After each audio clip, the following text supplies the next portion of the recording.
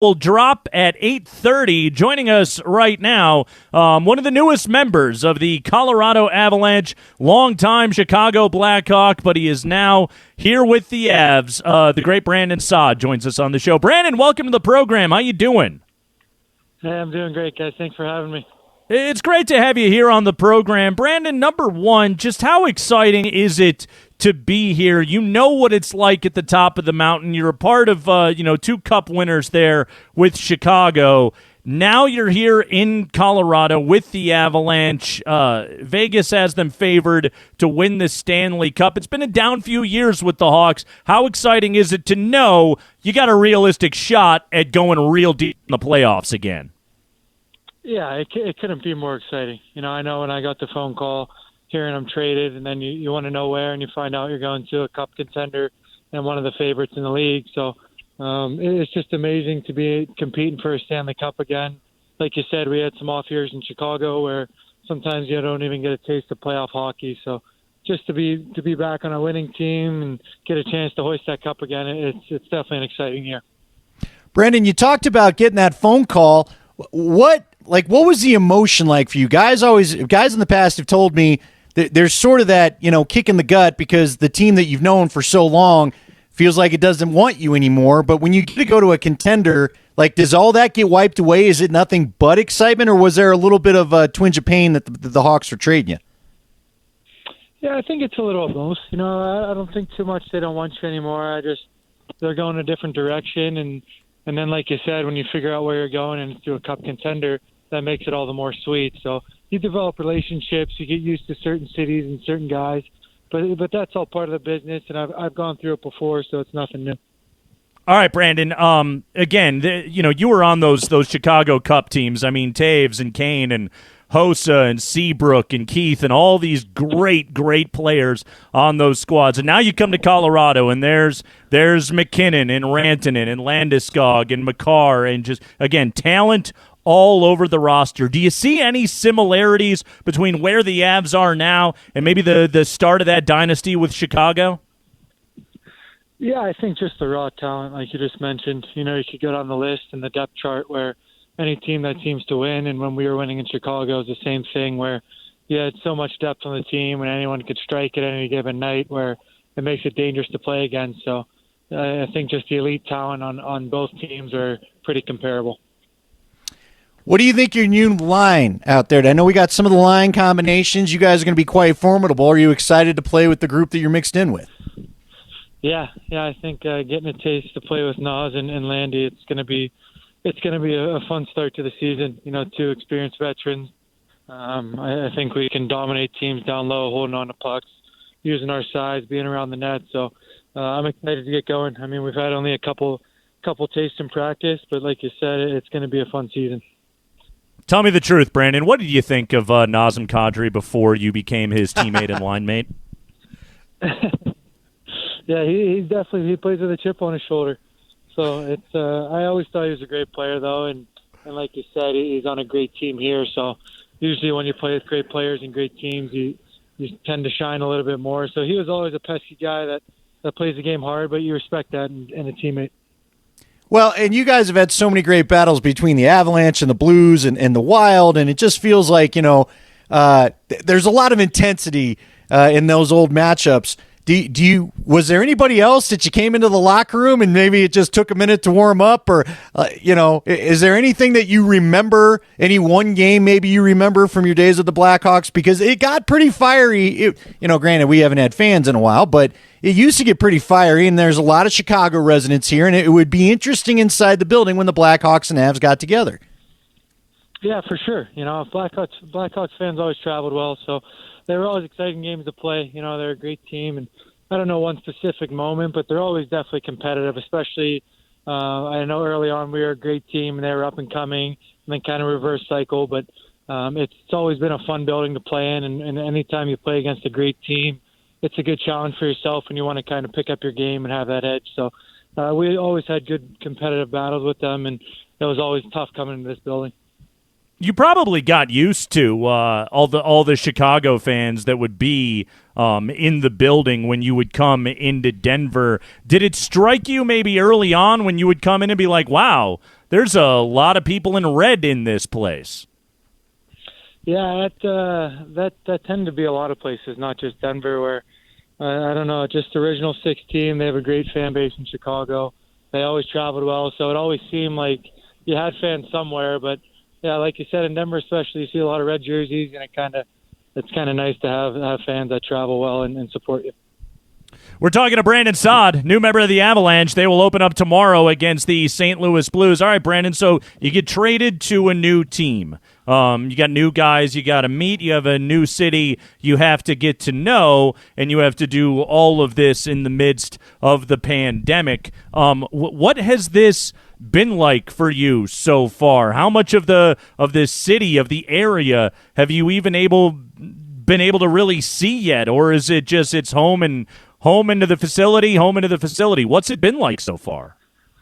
Yeah, it is. It's definitely different. Anytime you get traded, it's different. But then, like you said, it's during this pandemic time where there's not much going on. So a lot of it's just kind of been getting the lay of the land, whether it's driving around, figuring out where things are. But yeah, besides grocery store visits and trips to the rink, you're really not doing too much. We've got a chance to go around the parks or kind of see some nature with me and my family. So that's been a nice touch. And we've been here for a few weeks now. So it's nice. It's beautiful. The sun's shining every day. So that's something new for me. But it's a great city. And like you said, they're coming to a cup contender. So that's just the icing on the cake. What are your thoughts on Jared Bednar? Guys seem to really like playing for him, but I got to tell you, for a coach that has been in the city for so long, he went through the first couple rough years with the Avs, but then they've been really successful since. I feel like he's just kind of the quiet amongst the 4 pro coaches here. He doesn't seem to be real boisterous in his interview sessions with us. What is the coach like? Have you enjoyed your interactions with him so far? Yeah, I think he's been good so far. I've only had a short taste, but he basically gets his points across to the team and kind of gives you control as players. So that's nice in a way where we're all pros here. We know how to prepare and play the game. And when he needs to step in and talk to you and let you know when you need to change something or if you need information on certain things, he gives that to you. So it's kind of nice in that way where I think he has a lot of tremendous respect in the room, and he's done a good job of kind of managing players into the right positions. Brandon Saad, again, the Avs will play the Blues coming up here tomorrow. All right, Brandon, I want to ask you for scouting reports on a few of your new teammates. Let's start with the most obvious one, Nathan MacKinnon. What's it like now to be skating with that guy? Yeah, it's great. It's someone, anytime you play against him, you got to be aware of when he's on the ice. So I just think his elite talent and speed, he does everything at 100 miles an hour. Almost looks like he's in turbo out there when you're playing in a video game. So it's been fun to watch. It's nice to have him on your side rather than playing against him. All right, tell us about Cale Makar. Yeah, he's the same. Obviously, the last year that he had was coming to the league and doing what he did with that confidence and size and kind of maturity at that age. It's been incredible. And then I think he's an elite skater as well, which helps him get up and down the ice and kind of make plays, and he has a great shot. So you could get on the list. We have a great team, but those are 2 fun players to watch.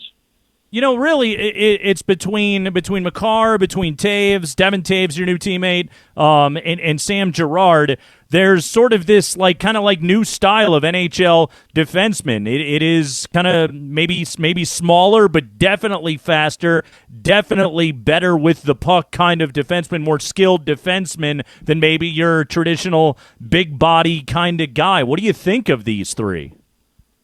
Yeah, that's the way the league's going. It seems every year it just gets quicker and faster in the league. And like you said, the size really isn't as much of an issue anymore. Where when I first came in, everyone was big, and now it's kind of tending and trending towards to fast players and quick players. So those 3, like you said, quickness, puck moving, head up the ice, they can shoot the puck, they can make plays, they can skate. That's the way the league's going. It doesn't seem like it's as physical anymore where you need to have that edge, and it's more about positioning and quickness and puck possession. All right, Brandon. So you're talking to a guy who, geography wasn't my strong point in school. We were having a little fun yesterday because when I heard you guys are playing in Lake Tahoe, I'll admit I always thought Lake Tahoe was some warm destination because I'd only heard about it with golf tournaments. I didn't realize it was actually on a mountain and 10,000 feet and all that. Are you guys excited for the game? Have you been to Tahoe before? Were you more educated than I, knowing you were going to the mountains to play this outdoor game? I knew I was going to the mountains, but yeah, I've never been before. So it's somewhere that, I mean, everyone that you talk to about it, it's just a beautiful place, and they speak so highly of it. So for me, I'm looking forward to going to play in a kind of different experience out there in the mountains. I've played in some outdoor games before, but never anything like this. So I think it's just going to be a great venue to play at. It's a different year, like you said, with fans and things like that, but to be out there and kind of be in the mountains and almost feel like pond hockey again, where that's just going to be a lot of fun to be in. Well, you guys are playing on on a golf course, right? Isn't that the plan for this? You're not out on the giant lake. Yeah, I think so. I mean, to be honest, I don't know that much details of it, but I would think playing on the lake has too much liability at risk there. So, yeah, I think we're on a golf course. It'd be cool if one day you guys could get on a lake. All right, before we let you go, we had mentioned this. Somehow Nate and I fall into weird things because we talk for 4 straight hours, and so you got time to cover everything, Brandon. So we were talking about the Beastie Boys before you came on, trying to figure out what the big hit of theirs was. You're younger than Nate and I. If I say the Beastie Boys, A, do you like them, and B, do you have a song of theirs that you really like?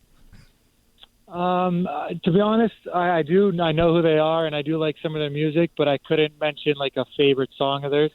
You know, growing up, I didn't know too much about them, but obviously, you know, their history and how successful they were and how popular they are. But yeah, I couldn't tell you just one favorite song. You never fought for your right to party? Yeah, well, that's a good one there. But yeah, they have some hits for sure. Did you ever get sick of that Chelsea Dagger song they always play in Chicago? Did that ever get old? To be honest, not really. No, I think only when you play against them it gets old. But it's definitely a fun building to play in, and that's always a fun song to hear when you score. Better than Gloria, Brandon, right? Yeah, exactly. Yeah. Well, Brandon, man, we appreciate you joining us here on the show. Best of luck this upcoming season. Obviously, welcome to Denver. We're excited to have you here. Yeah, thanks for having me. I'm looking forward to it. Thank you. All right, good stuff. Brandon Saad right there, new member of the Avalanche, and want to give a shout out to Andy Lindahl right there. Never called him sad the entire interview. I wanted to. You have no idea. No idea how badly I wanted to.